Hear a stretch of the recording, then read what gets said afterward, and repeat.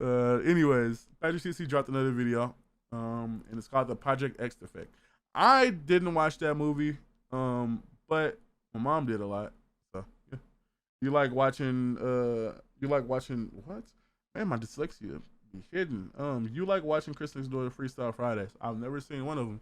Link it, and I'll watch it after this video. What was the greatest night of your life? If you are over 21. Not gonna lie, the greatest night of my life was probably last year on Jelly's birthday, because we went to Disney World.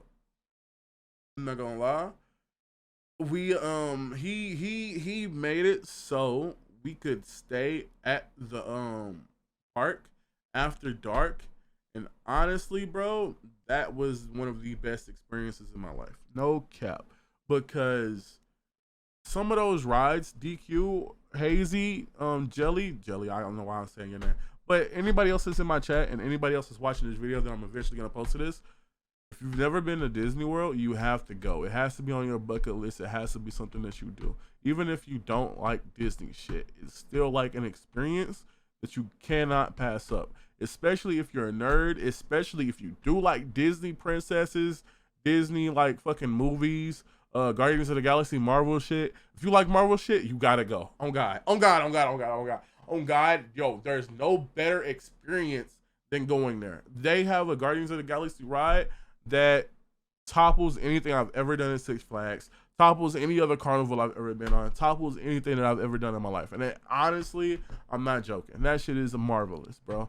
Plus, they got certain shit there that is just like, it's just like once you see it, you're fascinated by it. They got a fucking kids ass ride, but it's amazing for adults to enjoy too. It has like magnetic tracks. You can burst through walls and shit, and you're still on the ride though. It's no. That shit is crazy. That shit is could crazy. Be the night you met. It has nothing to do with this, the night but you had your first child, you know, or some other mature and understandable life moment. If you are under 21, it was probably the night you went to the craziest house party with unlimited drinks, girls going wild, the perfect music playing, a car crashing into the pool, the SWAT team pulling up with a helicopter watching from above, then nearly the entire town catching on fire. Okay, you caught me. I just described the plot of Project X. Well, it's like, gang, that's never happened to me. I've been to some fucking crazy parties, bro. Shootouts, all that shit, bro. I ain't never seen that much shit happen in one night, gang.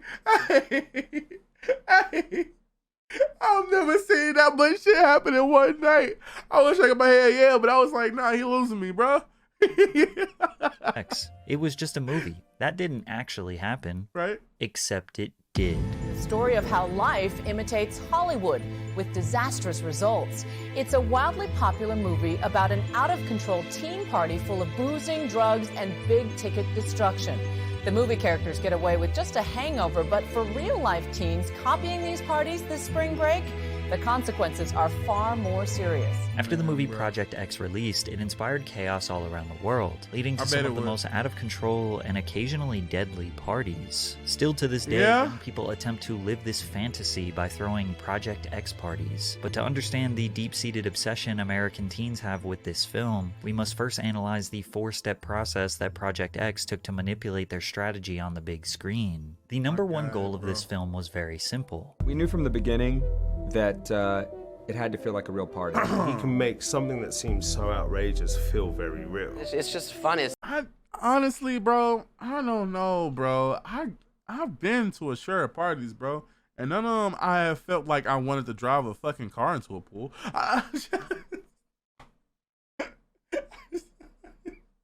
None of them I felt like, let me throw a fucking Molotov. I've never been that turned in my life. I've never thought about doing some outlandish shit like that. Who thinks of doing some crazy shit like that, gang? The craziest shit I've probably seen, bro, is niggas doing the handstands while drinking out of keg, bro. Like that's as crazy as I want to take it. Hey, bro, locking that room upstairs, you get what I'm saying? Like, that's as crazy as I want to take it, bro. Like, driving a car into a pool is actually insane. It's just so different the way it's shot, and, the point of view style. It's just, it's very, so how you gonna get it out? Organic. What if it don't work? Natural, nigga. Realistic. You know, it doesn't feel staged at all. No, this is supposed to be every party that every kid would want to throw if they had the most amount of money possible. He's just really got a good visual grasp of reality. It makes it more, viable and more relevant that this party could occur and could happen like this. I don't think anyone will watch this movie and say that did not feel like a real party. Make the film feel real. Step 1. Hire an all-star production team. Joel Silver, executive producer, also produced Die Hard and The Matrix. Marty Ewing, executive producer, also produced Blades of Glory and Holes. Todd Phillips, producer, basically worked on tons of legendary party movies of the early 2000s like Road Trip, Old School, and The Hangover. But another creative touch was hiring director Nima Nurazada, who had no feature film experience but created an iconic Adidas house party commercial in 2008 that looks exactly like what Project X would become. Nima's area of expertise was actually in music videos. Since the music and chaotic party scenes became such a memorable part of the movie, it makes sense that an experienced music video director was the reason why they looked and felt so damn good. Despite everyone behind the scenes being seasoned cinema veterans, on screen they wanted the cast to be nobodies. But before we get into step 2, a quick word from today's sponsor. What the Bespoke fuck? Post is a monthly... Hey man, sniping that. Yo, that's actually so sad though. Like they have to be nobodies for this film to be good. Yo, that's actually so sad. Oh my, I would hate to hear that if I was, oh my God, if I was an actor trying my heart out. Entirely for no charge. You only pay for what chicken bone maybe, black, relatable cast. Or go to bespokepost.com/PatrickGift. Step 2. Hire a relatable cast. Casting no-name talent was risky, as Yo, you gotta, oh my God.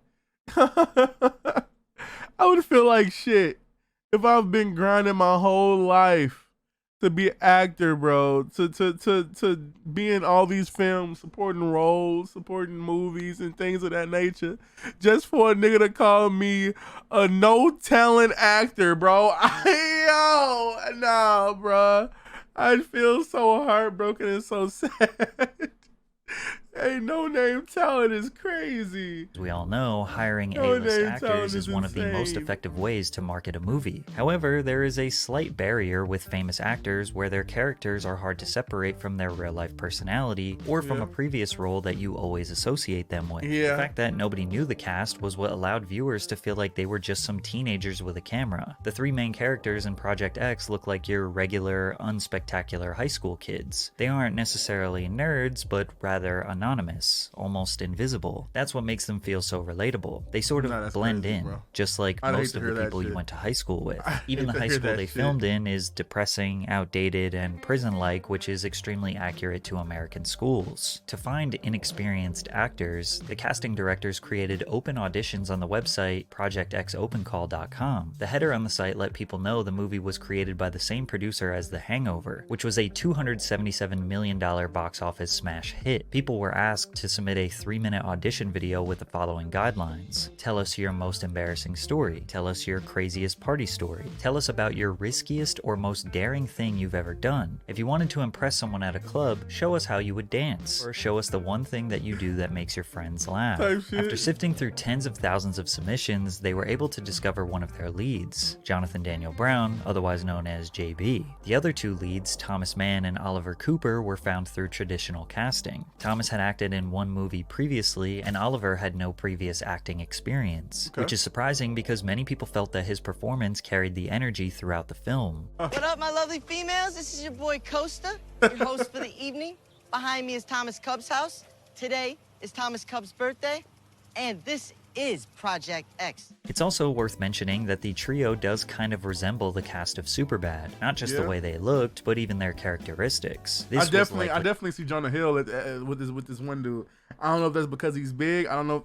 I don't want to be like the stereotypical person when they see a movie and see a fat dude and be like, "Oh my God, it's Jonah Hill," you know. But he kind of, you know, he kind of. As mentioned before, these actors were no names in Hollywood, so casting people that looked or felt like the Superbad crew, which was made just a few years before and already secured a legacy as one of the most accurate depictions of high school Americans in cinema, was definitely a big brain decision. There also was a 4th member of the crew. His name was Dax, otherwise known as Dax Flame on YouTube. Another possible marketing strategy, as Dax had a large subscriber base of likely the target audience. Yo, bro, what? His character ties perfectly into step 3. Step 3. Film like an amateur. Dax was the man behind the camera. In the beginning of the movie, you learn that he is filming a home video of this party they're throwing for Thomas's birthday. Yo, he looks like a menace. I ain't gonna lie. Especially now that I paused it here, he looks like a fucking menace.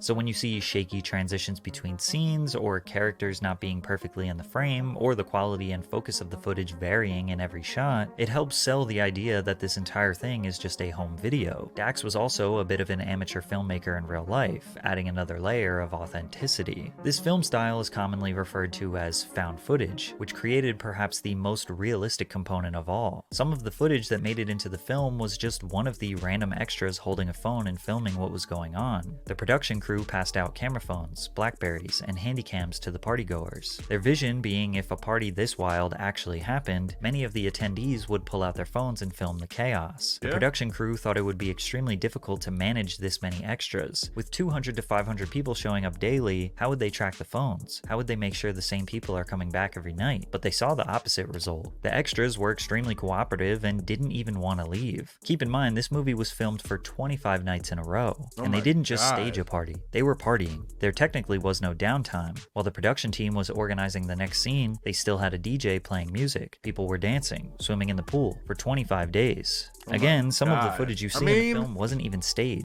Gang, I ain't gonna lie, you said they got an unlimited party for 25 days. Some people just not gonna want to go home, bruh. Some people just not gonna want to go back to their normal life. Some people probably, honestly, they got hit with some extreme depression after this. Honestly. Patrick probably gonna talk about it, but honestly, imagine if you party for 24 days straight. You having a time of your life, bro. You like, bro. It's probably girls that you can probably, do anything. Let me word that better. It's probably girls that you can mingle with, kiss and hug, and all them things that you will probably never see again in your life. It's probably different people that you can play games with, drink with, have like bonding moments with that you will probably never meet again. You feel me? So. Honestly, I don't party like that. I'm not a party animal, bro. I'm not going to the party like, yo, no, I'm not that kind of dude. But give me 24 good nights versus one depressing one, I might take the 24. And I'm certain that they did too. It was just the extras filming themselves actually partying. And what is a party without the music? Step 4. Create the perfect soundtrack. The first song you hear in the movie is We Want Some Party by 2 Live Crew. Does it get any more lit than that? This film is jam-packed full of music. It basically never stops because...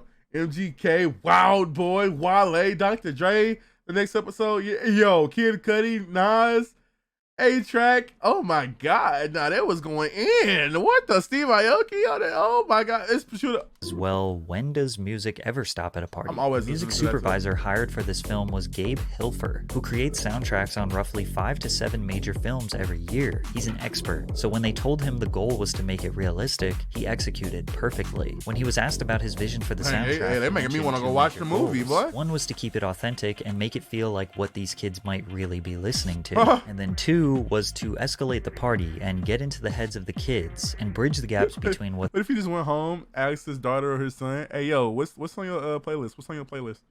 That. All right, cool. What's the next song? All right, cool. What's the next song? All right, cool. Hit shuffle for me. Play. All right, what is that? Okay, cool.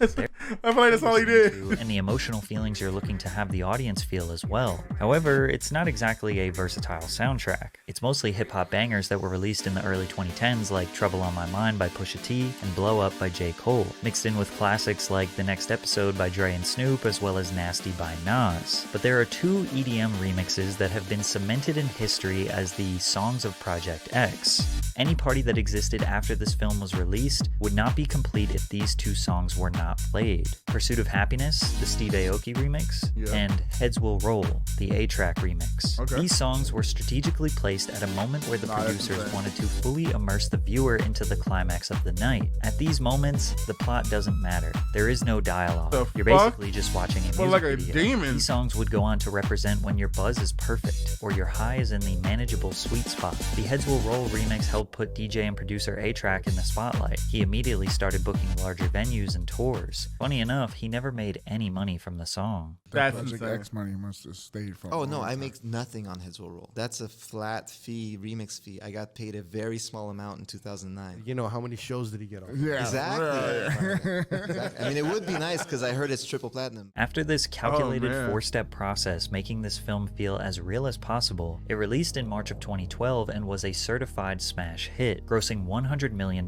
worldwide. Critics pretty much universally hated the movie, with publications like NPR calling it a nasty, nasty piece of work. However, there was a point brought up by many critics that was definitely true, and they kind of predicted the future. Todd McCarthy from The Hollywood Reporter wrote, "The wrap-up does not spare the boys, and Thomas in particular, of life-changing consequences for their delinquency, but a certain self-justifying feel-good impulse compels the filmmakers to imply that, even if they do nothing further of note in their lives, they'll always have this." And Patrick Gamble from Cineview had a very similar That's a great opinion. article, What's boy. most repugnant about Project X is its utter lack of moral consciousness, with the overriding message being that such disregard for property and community deserves little more than a slap on the wrist. At first glance, these reviews come off as old people yelling at teenagers for having fun, but they are accurate here. After the SWAT team comes in, the town catches on fire, and everyone escapes the party running for their lives, the trio get abundant news coverage, become legends at their high school, resulting in a standing ovation from classmates. Thomas is still able to get the girl that loves him, and they showed just a quick still of the consequences he faced, which were Thomas was convicted of disturbing the peace, contributing to delinquency of minors, and inciting a riot. He was also voted most likely to succeed by his classmates. Disturbing the peace, contributing to the delinquency of minors, and inciting a riot. Despite this, Costa is invited onto the news to promote his next party. Would you like to apologize? I got a better idea. How about I invite you to my next party? What?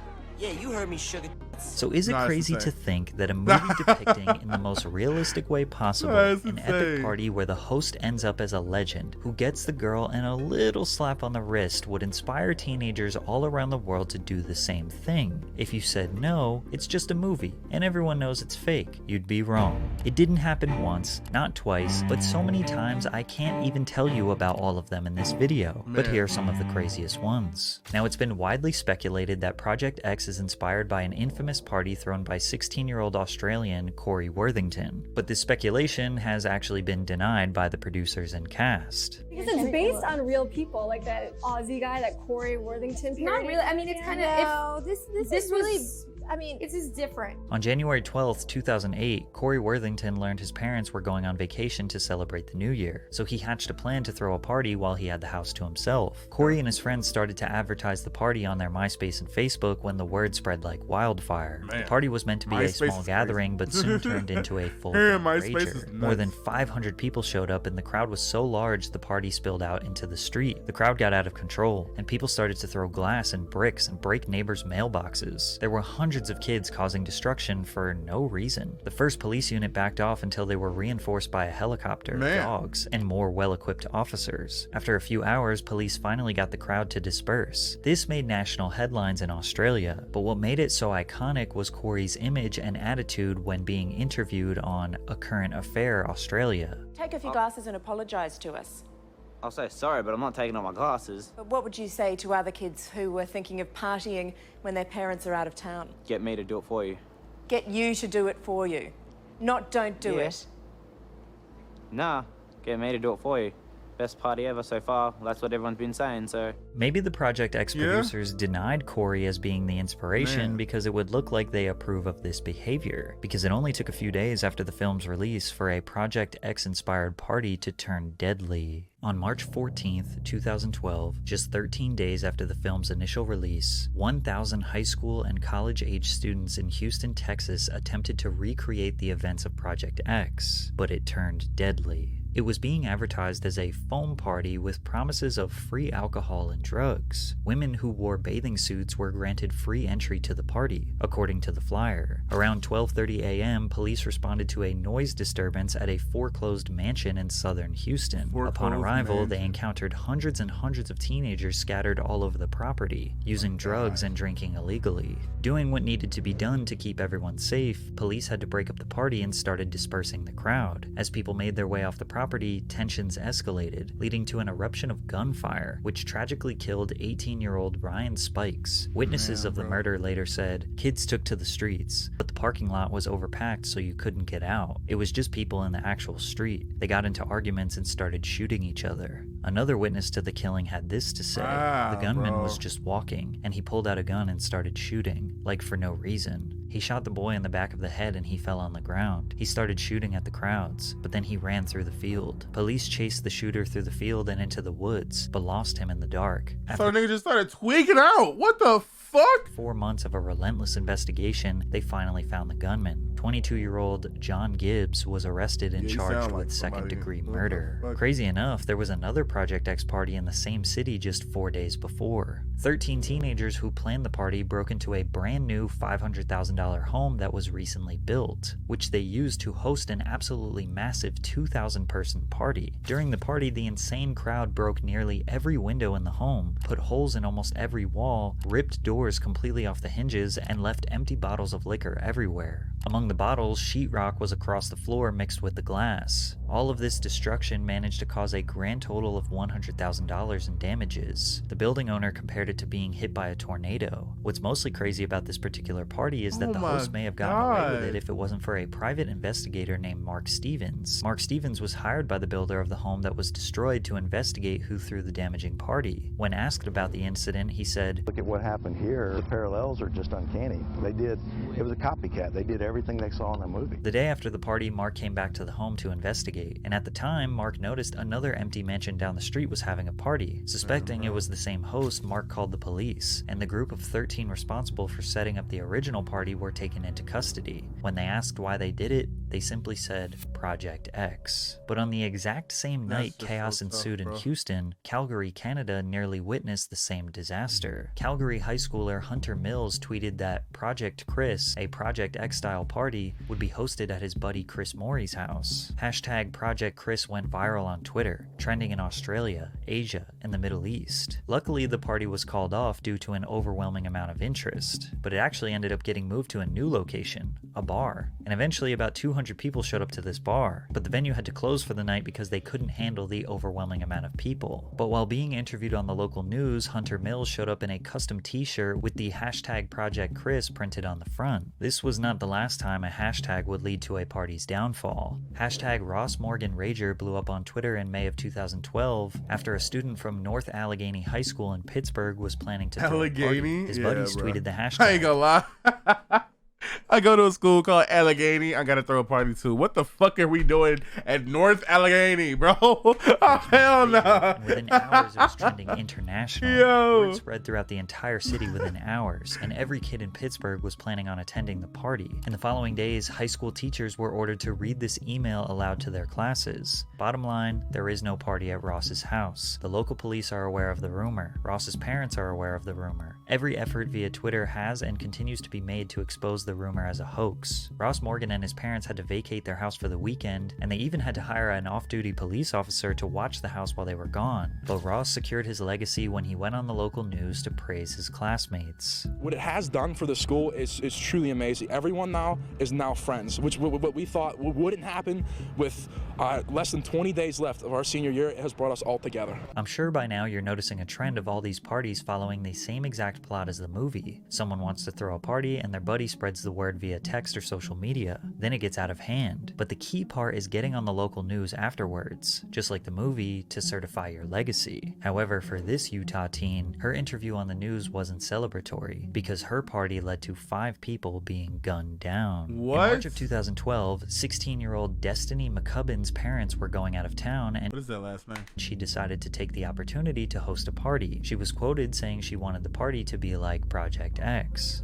The North Salt Lake City, Utah teen said goodbye to her parents on Friday night, and she invited around 50 people to her house. Then 170 showed up. Neighbors complained, but only asking her to keep the noise down. Little did Destiny know, members of the Norteños gang showed up at her party. Their rivals, the Eastside Longos, heard the Norteños were at the party and decided to confront them. Destiny tried her best to prevent the situation from escalating, and when she opened the front door to ask them to leave, things nearly got deadly. And as soon as I opened the door, they just started shooting. This guy just started shooting and it hit me in the foot. As Destiny sat on the floor bleeding profusely from her foot, she said, "I was just in shock. I couldn't believe what was going on. And everybody was running. It was all my fault. I shouldn't have thrown this stupid party." 3 of the victims were treated at the hospital and released shortly afterwards, but a 4th person was more seriously injured. Evan Ward, a 19-year-old, was shot in the throat but miraculously survived. How? A month later, Clearfield City Police announced that they had arrested 2 shooters, 19-year-old Mark Anthony Pisana, a Norteños gang member, and a 15-year-old boy who was a Eastside Longos gang member. However, the closest anyone ever came to replicating Project X was called Project P, which took place in Macosa County, Michigan, and ended with the most memorable post-party interview of them all. The Project P Facebook page was created in July of 2014. 5 days before the event, a promotional flyer was posted that read, "Prepare for the craziest event of your lifetime," with the host names as well as a parking fee of $3 per car. This party was said to take place in Hinton Township, Michigan, which can be described as literally the middle of nowhere. There's not even a gas station in this town. Oh my But the God. power of the internet prevails, and a total of around 2,000 people, mostly under the age of 21, showed up to the farmhouse about 2 hours outside Bunch of Detroit. fucking The party was kids. equipped with DJs playing live sets, a fire thrower, and exotic dancers. Since the party was in a rural area, noise wasn't an issue. No neighbors were around to complain. Police were actually called out to the scene for a traffic complaint, and cars parked in the roadway. But then, the 911 calls got more serious. He has no pulse. Everyone knows he's ODA. He's on heroin. You guys need to come out here now.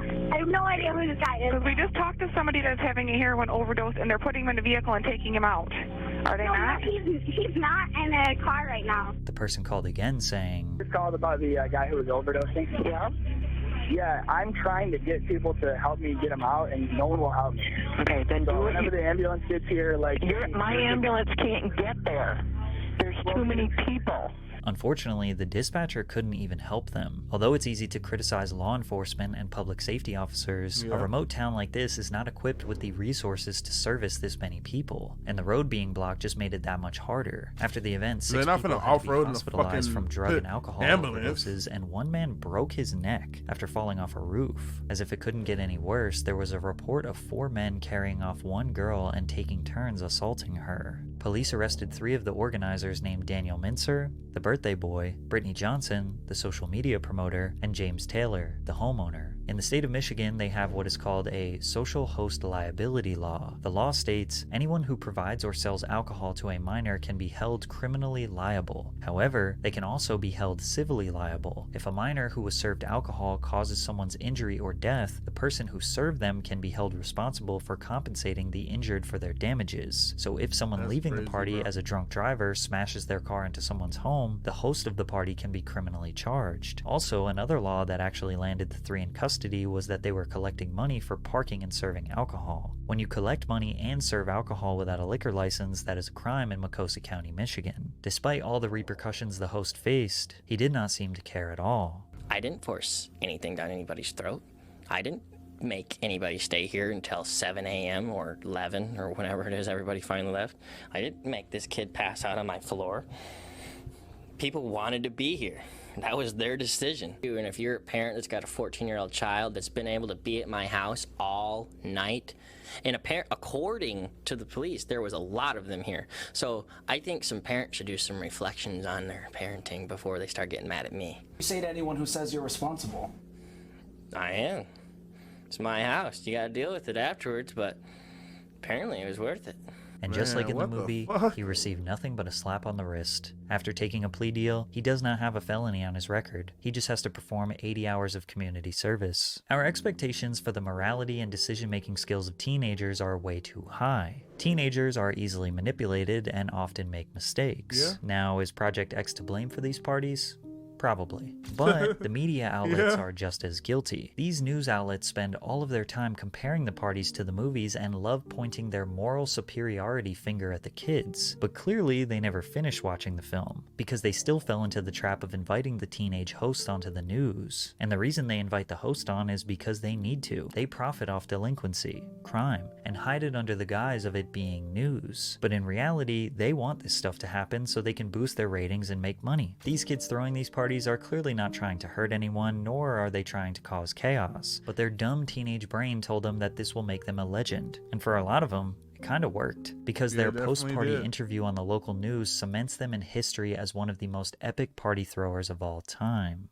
This movie even inspired me to make a Project X style song and music video. It's called Party Crasher. So go check out the video. Yeah. Let me know what you think. Oh shit, Patrick. Okay, all right, Patrick. What the fuck? All right, Patrick. That nigga said, low key, this made me want to start making music. You got it, Patrick, bro. Oh my God, you got it. Hey, man, all I gotta say, bro, is that if you under 21, bro, be safe with going to parties, be safe when you hang around, and be safe what you do, because it can all turn lethal very fast, and you just gotta be careful. Be careful who you hang around, because not everybody's your friend. Not everybody is gonna want the best for you, and it might be too late when you realize that, so you need to be watching your niggas or your girls or whoever you with very closely. There's a lot of snakes in the grass. Okay, out.